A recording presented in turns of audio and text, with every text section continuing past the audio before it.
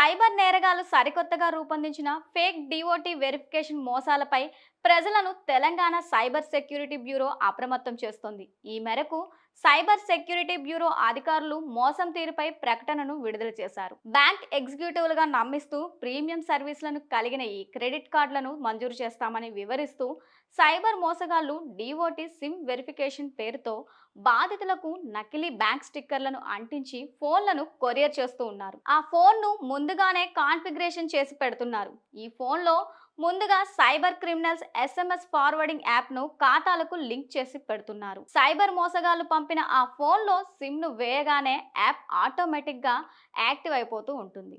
దీంతో సైబర్ మోసగాళ్లు బ్యాంక్ ఖాతాలకు సంబంధించిన అన్ని OTPలను SMSలను డైరెక్ట్గా పొందుతూ ఉంటారు. దీంతో వారు మన ఖాతాల నుంచి మొత్తం డబ్బులను ఖాళీ చేస్తున్నారని చెప్పి పోలీసులు హెచ్చరిస్తూ ఉన్నారు. మీకు గనక గుర్తు తెలియని వ్యక్తుల నుంచి ఫోన్లు గాని ఇతర ఎలక్ట్రానిక్ గాడ్జెట్స్ గాని వస్తే వాటిని తీసుకోవద్దు. గుర్తు తెలియని వ్యక్తులు పంపిన ఫోన్లను గాని ఎలక్ట్రానిక్ గాడ్జెట్స్ లో గాని మీ సిమ్ను వేయవద్దు.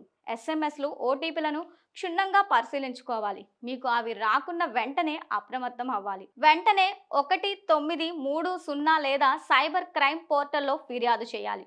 ఈ విధమైన నేర ప్రక్రియను అవలంబించి ఓ బాధితుడి నుంచి సైబర్ మోసగాళ్లు 77 లక్షలు కొట్టేశారని సైబర్ క్రైమ్ బ్యూరో అధికారులు తెలిపారు. SMSలు OTPలు రాకపోవడాన్ని ఆలస్యంగా గుర్తించిన బాధితుడు తేరుకునే లోపే సైబర్ క్రిమినల్స్ ఖాతాను కొల్లగొట్టారని అధికారులు వివరించారు.